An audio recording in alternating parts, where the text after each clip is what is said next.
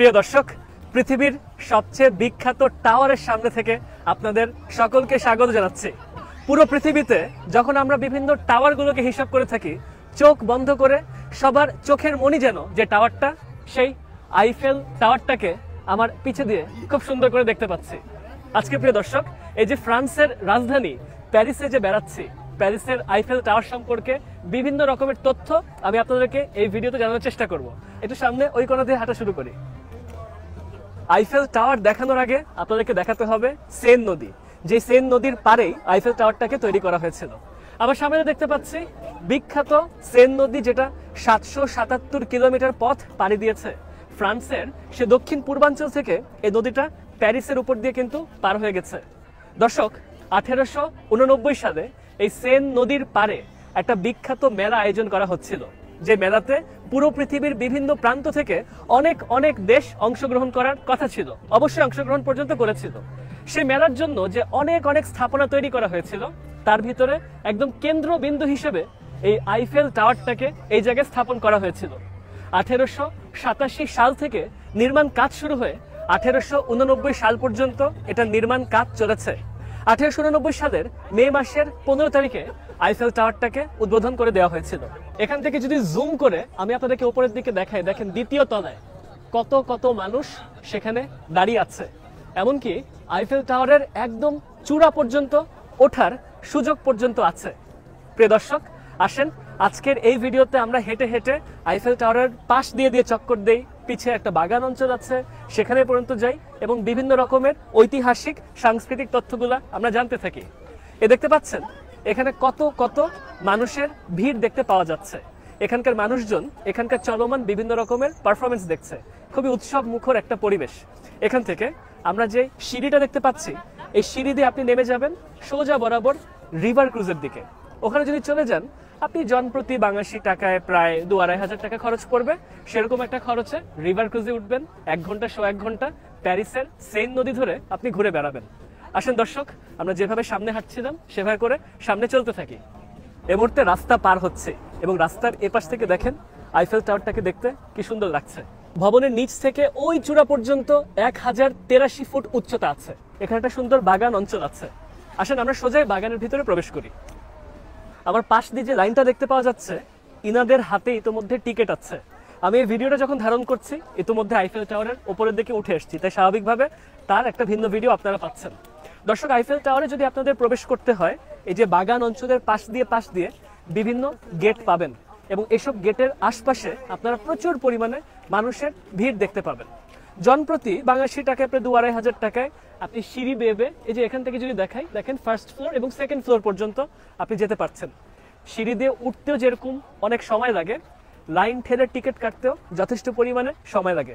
চাইলে আপনারা অনলাইনে টিকিট রিজার্ভ করে আসতে পারেন। তার পাশাপাশি আপনার 22 ইউরোর আশেপাশে খরচ পড়ছে, যেটা বাংলাদেশী টাকায় 3000 টাকা ছাড়িয়ে যাচ্ছে। সেই খরচে আপনারা লিফটে চড়ে একদম সেকেন্ড ফ্লোর অর্থাৎ আইফেল টাওয়ারের 377 ফুট উচ্চতা পর্যন্ত গিয়ে পৌঁছাতে পারছেন।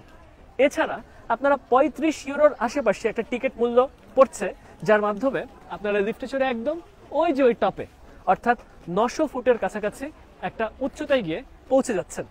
দর্শক আসেন, আমরা এখান থেকেও দেখতে পাচ্ছি অনেক অনেক মানুষজন এখান দিয়ে চলছে, আইফেল টাওয়ারের আশেপাশের পরিবেশটাকে উপভোগ করছে। এখান দিয়ে দেখছেন প্যারিসের সাজানো বিথিকা।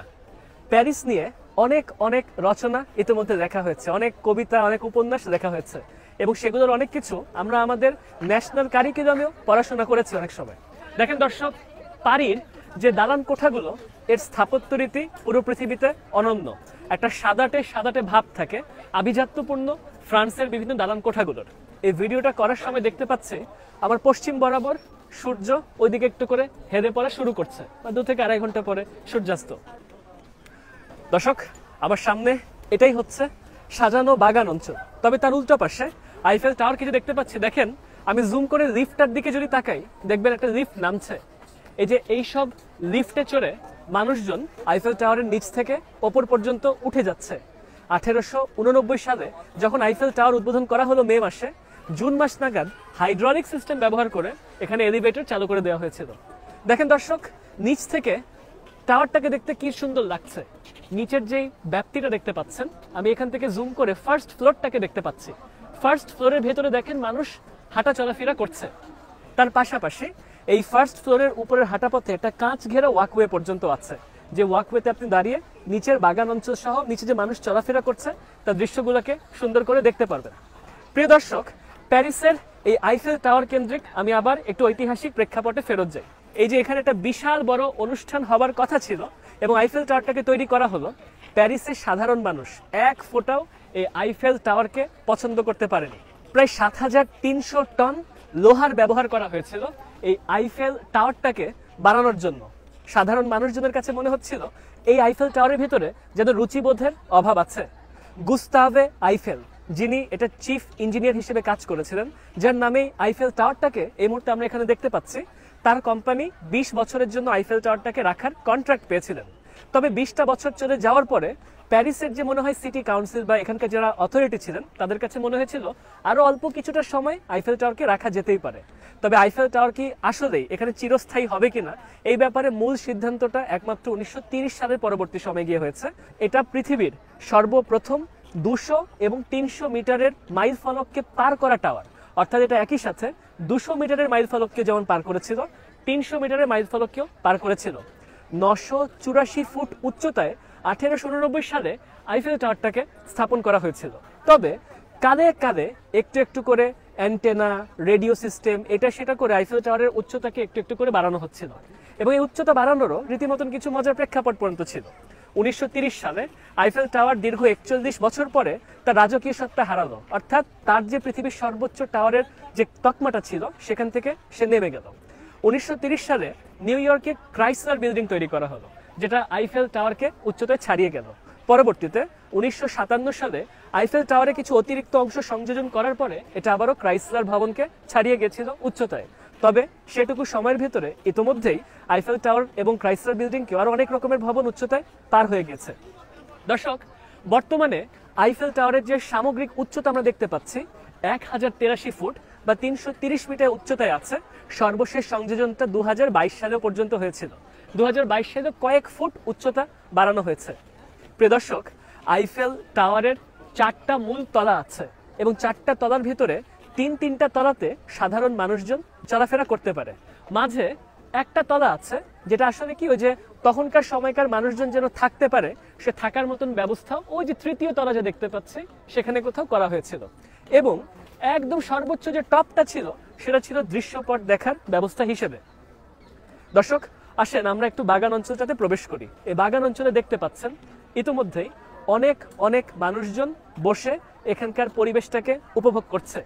আমরা উইকেন্ডে এসেছি, স্বাভাবিকভাবে এই ছুটির মৌসুমে মানুষজন আইফেল টাওয়ারকে চমৎকার সুন্দরভাবে উপভোগ করছে। প্রিয় দর্শক, পৃথিবীর মানুষের ভালোবাসার প্রতীক হিসেবে রূপান্তরিত হয়েছে আইফেল টাওয়ার, যাকে প্যারিসবাসী রীতিমতন কখনো পছন্দ পর্যন্ত করেনি। দর্শক, এখানে দেখতে পাচ্ছি মানুষজনের মাঝখান দিয়ে অনেক হকাররা ভিড়ছে, এটা সেটা বিক্রি করার চেষ্টা করছে। একটা উৎসব মুখর পরিবেশ আইফেল টাওয়ারের সামনে বিরাজ করছে। বর্তমানকালে আইফেল টাওয়ারকে বছরে ৬০ লক্ষের কাছাকাছি পর্যটক এটার ভেতরে প্রবেশ করে ঘুরে আসার চেষ্টা করে। প্রিয় দর্শক, আইফেল টাওয়ার যখন সর্বপ্রথম উদ্বোধন হয়েছিল সেই সময় ১৮৮৯ সালে এর প্রথম সপ্তাহে ২৯,০০০-এর বেশি মানুষ আইফেল টাওয়ারে উঠেছিল। এমনকি এই যে মেলাটা চলছিল ১৭৯ দিন ব্যাপী, তার ভেতর ১৭৩ দিন যে আইফেল টাওয়ারটা এখানে স্থায়িত্ব পেয়েছিল, এই আইফেল টাওয়ারে সেই কালে ২০ লক্ষের কাছাকাছি মানুষ উঠেছিল। সে ১৮৮৯ সালের কথা বলছি। দর্শক, আইফেল টাওয়ার সম্পর্কে আমরা ইতিমধ্যে অনেক তথ্য আজকের এই ভিডিওতে জেনেছি। আশা করছি আপনাদের কাছে আজকের এই ভিডিওটা দেখতে ভালো লেগেছে। যদি ভালো লেগে থাকে তাহলে পরবর্তী যে কোনো ভিডিওর অপেক্ষায় থাকবেন। সবাই ভালো থাকবেন, সুস্থ থাকবেন। সবাইকে ধন্যবাদ।